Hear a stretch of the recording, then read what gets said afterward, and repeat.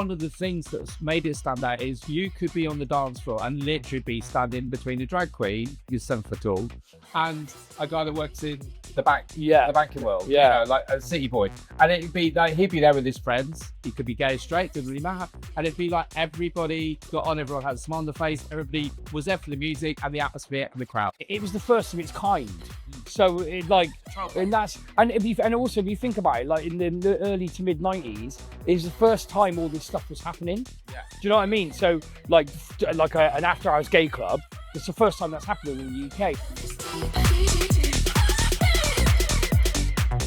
The thing with trade is always expect the unexpected, and it happened every single time. There was always something that you never knew quite when you were going down that little spiral staircase what the night was going to be like.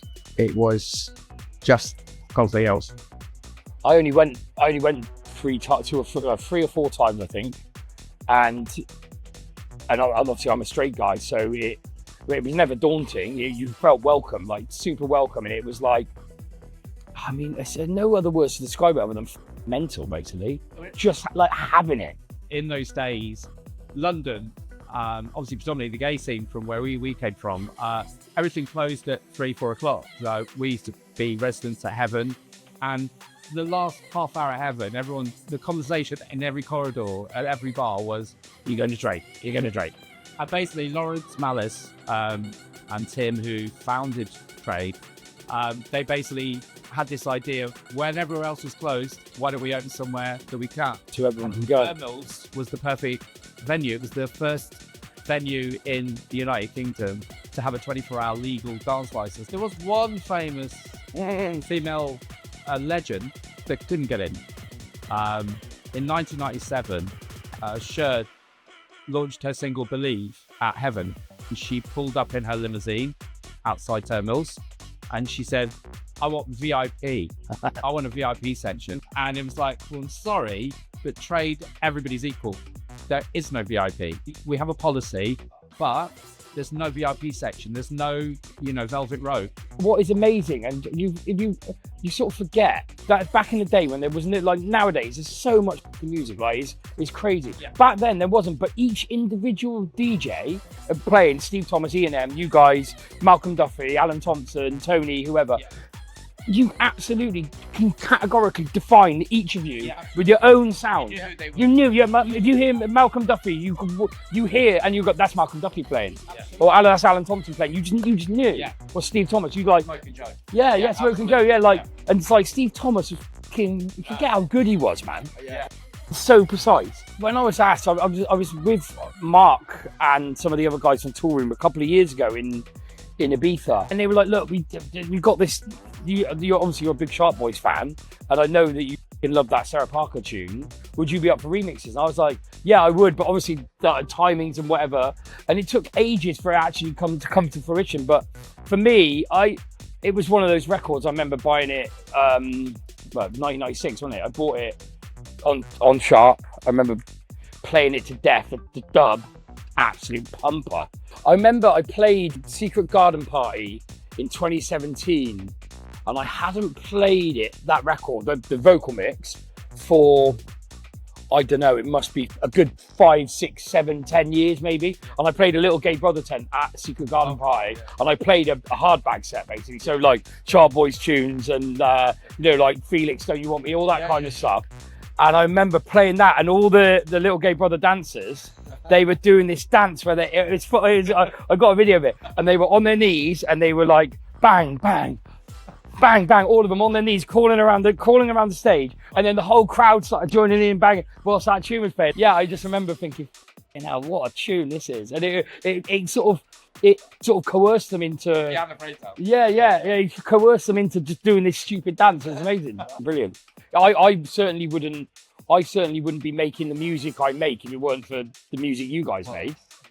You and Todd Terry and Armand, I would say you're my 3 biggest influences in the kind of the style of music I make. It doesn't always, sometimes it'll sound a bit like your trees, but you know what I mean? You're just the kind of the vibe and the rolling. I try and like every time I make a tune, I try and put a bit of Sharp Boys into it. Oh, thank you. It's true, Thank mate. It was generally the music and trade was tough, wasn't it? Go back to George's point about the program, what Lawrence did. It was kind of like he created a blueprint.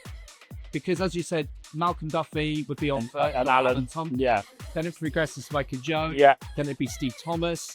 Then it would be Tony. Daz Saund, Trevor Rockcliffe. Ian M. Ian M. P. Wardman. Tool Paul. Yeah. So that progression kind of thing. It would start off tribally, housey, and then build up, and then at the end it would end on a hard note or a happy house. Yeah, because Paul was nowhere near as hard as Ian or Pete, was he? So but he would take it from Tony or whatever, and then sort of like level it off. It'd be like sort of Lemon Project, like Dutch Yeah. It was a club that comes along every now and again, and it was special. We knew the people went there. We were like a family. You saw the same people every week. It was like a Sunday morning church service. Yeah. People went to church. We went to trade. Yeah. But it just had something. It had It was the first of its kind.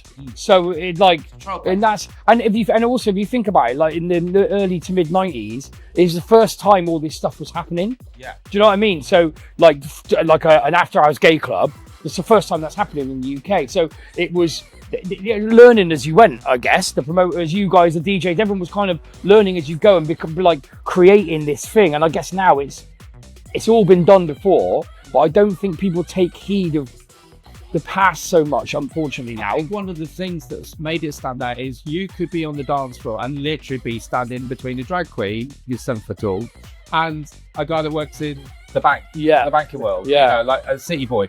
And it'd be like he'd be there with his friends. He could be gay, straight, didn't really matter. And it'd be like everybody got on, everyone had a smile on their face, everybody was there for the music and the atmosphere and the crowd. Although it was a gay club, it wasn't just gay people in there, but it's everyone. And it didn't matter if you were gay or straight. No. There's certain aspects of the gay scene where you've got to look a certain way, dress a certain way and stuff. That still goes on all around the world in gays. Yeah. But with trade, it didn't matter. No, it you got didn't. through those doors because they had a strong door policy, a bit like Studio 54, you could argue. Yeah. But at the same time, it's because we didn't want anybody Dickheads. to come in to, Totally.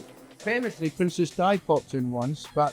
Cop, I didn't know that. No, do you know the story behind that is, Lawrence knew somebody, there was a Princess Di lookalike, right? So when at peak time of the club, she'd just not speak to anyone, just walk through the club for 15 minutes, and people go, then the word would get out, Princess Di was in the club last year. And that's how, but it was actually me, because she was a bit jealous, walked too many queens in there. Hey! There was anything can happen in trade, right? Yeah. and anything did. Yeah. And everything did. Right, so basically we knew we were coming here, and obviously it was to talk about Sara Parker. So yesterday went down to the vaults of the Sharp Box downstairs. 25,000 records. Sort of looking later. for Oh my God. I'd love to be in that room. the acetate, which is a that copy that Tony would have played on trade on the dance floor, right? The actual Are acetate you joking? of Sharp, of Sara Parker, My Love Is Deep, the Sharp Dub. When you can throw 20,000 records and trying to find it, could not find it. However, found something that I think you being big, massive Tony is fun. I think this is equally of importance. This here is, excuse me, the first acetate of Sharp Tools 1, and Tony would have played Tony would have played this acetate on the trade dance floor. Oh my Lord. Now, this actually coach, it was Sharp Dubs. We basically did it. Tony grabbed it to play on the trade floor. There's only one of them, and he would have played this actual couple. Oh, I can't take that. I played at Heaven before Tony one night at Garage on the Friday night, and I ended the set on the main floor with we'd just literally done this, and Wow. he went oh my god, he said, what's this? I said, we've just gone in the studio for the first time. He went, it's perfect for trade. I went, do you want to borrow it? Because we need it back. He went, please. And he borrowed it, and then we got it back. He played it at trade that weekend, and then we got it back off him. Wow, that's amazing. So Wow. one he would have played, and then give it to you. Oh wow, that is so lovely. Thank you.